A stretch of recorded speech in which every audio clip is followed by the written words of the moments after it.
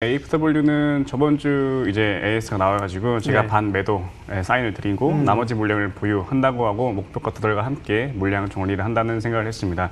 근데 이번 주 목표가 달성을 함과 동시에 전량 매도 사인이 들어갈 것 같습니다.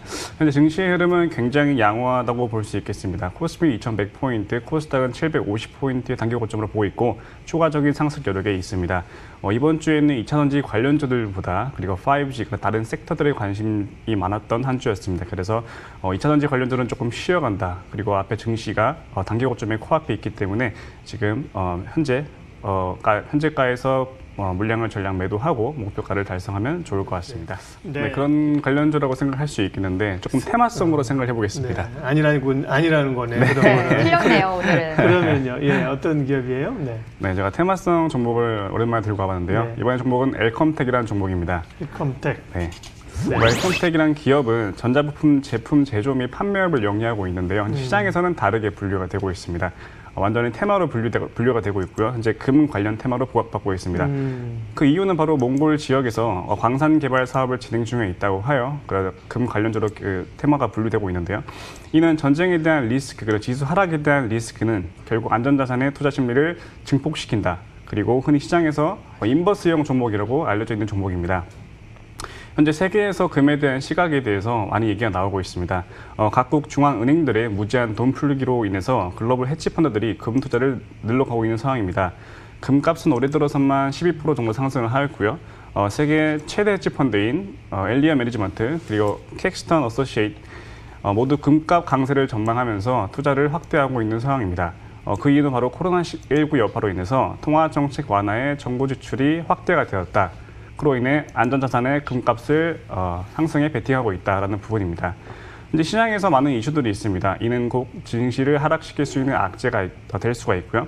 이는 다르게 해석하면 금을 사고 싶게 만드는 이유가 될 수 있습니다. 첫 번째로는 미중 간의 사이 고조화로 인해서 시장에서 불안감이 형성되고 있는 부분입니다. 코로나19 이후 미국의 중국에 대한 미중 무역 합의 태클이 진행됨에 따라서 사이가 좀 되게 안 좋은 상황이죠. 그래서 갈등이 고조화되고 있는 상황이고요. 두 번째는 미국 흑인 사망으로 인해 폭동이 일어나고 있습니다. 그래서 미국에서도 불안감이 형성이 되고 있음에 따라서 증시에 또한 영향을 줄 것으로 판단이 되는 부분이고요. 세 번째는 뭐니 해도 코로나 바이러스로 인해서 증시 불안감까지 형성이 더해지면서에 따라서 안전자산에 대한 수요가 증가할 수밖에 없는 부분입니다. 결론적으로 보면 현재 시장은 코스피 2100포인트를 단기 고점으로 하고 그다음에 코스닥은 755포인트를 단기 고점에 형성이 되고 있습니다. 현재 시점으로는 추가적인 상승, 하루 이틀 정도는 상승할 수 있겠지만 어느 정도의 단기 변곡이 나올 것이다 라고 판단이 되는 부분입니다. 현재 시장에서 존재하는 악재들로 인해서 어느 정도 엘컴텍, 금 관련주 테마로 추가적인 수급이 들어올 수 있는 부분이 있습니다. 그래서 이렇게 급하게 올라온 지수는 한번 빠지면 크게 빠질 수 있지만 이런 부분에서 안전자산 테마주 엘컴텍은 충분한 투자 심리 확대로 인해서 상승의 명분이 있다고 판단이 되는 부분입니다. 가격 전략을 얘기 드리면 매수가는 2,150원 부근이 되고요. 그다음 목표가는 2,500원 보고 있고 손절가는 2,000원 짧게 보겠습니다. 일단 하이트진로에 대한 의견은 하트를 드리겠습니다. 테슬라 좋아하시는군요. 개인적으로 좋아합니다. 네, 말씀하십시오. 하이트진로는 코로나 쇼크에도 불구하고 1분기 실적이 아주 좋은 내수주라고 할 수 있겠습니다. 최근 실적 발표에도 어닝 서프라이즈를 기록을 했습니다. 지난해 출시했던 진로이즈백 그리고 테라가 흥행을 하면서 실적에 긍정적인 요소를 작용했습니다. 직장인 회식에서도 장악하고 있는데요. 테슬라라 부르는 테라 그리고 차미슬이 가정시장까지 독점을 한 상황입니다. 하이트진로의 맥주 시장 점유율은 약 40%고요. 그다음에 진로이즈백 소주 시장 점유율은 약 60%에 육박을 한 상태입니다.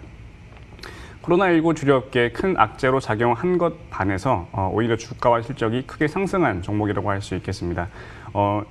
1분기 실적은 맥주 사업 부분에 흑자가 나왔고요. 점유율 상승 그리고 가동률 상승으로 인해서 영업이익이 개선된 부분이 있습니다.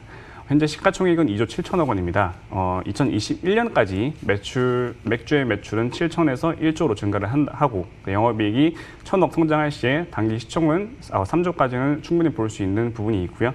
21년까지 현재 점유율을 더 꾸준히 들고 가면서 더 상승한다면 시총은 4조까지 볼 수 있는 부분이 있습니다. 결론적으로 이러한 이유들로 인해서 중장기적 모멘텀이 충분하다고 판단하여 하트를 드렸습니다. LS에 대한 의견 또한 하트를 드리겠습니다. 네, LS는 지주회사로 분류가 되어 있죠. 전선사업과 산전사업 그리고 앱트론 등 여러 가지 사업을 영위하고 있는데요. 코로나 바이러스 감염증 확산으로 인해서 전기동 가격이 하락을 하였다고 합니다. 그래서 실적이 큰 타격을 입은 종목이라고 할 수 있겠습니다. 하지만 현재 대규모 경기 부양책에 의해서 다시 전기동 가격이 상승하고 있음에 따라서 실적 개선 전망에 대한 기대감이 시장에 돌고 있는 상황입니다. 중국은 전 세계에서 생산되는 전기동의 50%를 사용하는 만큼의 가격에 최대 영향을 주고 있는데요. 현재 비철 금속 시장은 중국 제조업 지표 호조와 함께 주요국들의 락다운 기대감 등에 의해서 반영으로 대부분 강세를 보이고 있습니다. 코로나19 이후 중국 공장들이 다시 활기를 찾고 있는 부분이 이 종목에서 호재로 작용하고 있는데요. 비철 금속 시장에서도 긍정적인 요소를 작용하고 있는 부분입니다. 또한 이 회사가 가지고 있는 수주에 대해서 증가하고 있는 부분입니다. 2019년 말 수주 잔고는 1.9조 원이었지만 2020년 1분기 말에는 2.5조 원 정도 증가한 상태입니다. 지난 3월 바레인에서 1,000억 원 규모의 해저 케이블 사업을 수주에 따라서 실적 턴어라운드를 보고 있는 상황입니다. 시장에서의 상승이 과시화되는 만큼의 비철 금속 시장 또한 살아나고 있는 부분에서 동사 또한 충분히 상승의 메리트가 있다고 판단하여 하트를 드렸습니다. 예, 일단 키움증권의 매수 의견은 X를 먼저 드리겠습니다. 네, 이유는요? 네, 저도 개인적으로 키움증권을 쓰고 있지만 X를 드리는 거에 대해서 좀 의아하긴 한데 네. 일단은 재무적으로 작년에 흑자의 전환을 성공하였습니다. 그래서 긍정적인 부분이 시장에서 반영이 되고 있는 부분인데요.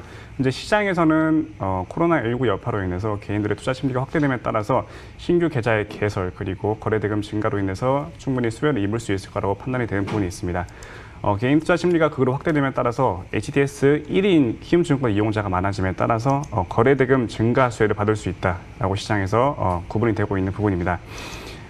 1분기 부진했던 증권 운영 부분 또한 4월 5일 증시 반등에 따라서 실적 회복이 될 것으로 예상이 되는 부분인데요.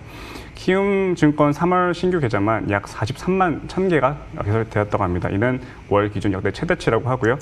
키움증권을 통해 매매가 이루어진 금액 또한 3월에만 211조 원 정도가 기록이 됐다고 합니다. 이는 역대 최대치를 기록을 했다고 합니다.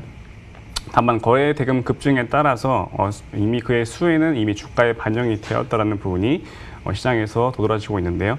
장기적으로의 성장 동력은 어렵다는 부분이 걸림돌이 되겠습니다. 거래 대금 증가는 일시적이라고 볼 수 있겠고요. 코로나19 전과 비해서 기업의 가치가 향상됐다고 보기는 힘들기 때문에 매수 의견은 X를 드렸습니다. 네. 제 끝에 드려야 되는 의견은 하트를 드리겠습니다. 네. 네, 이번에 물적 분할을 통해서 시장에서 관심을 받고 있는데요.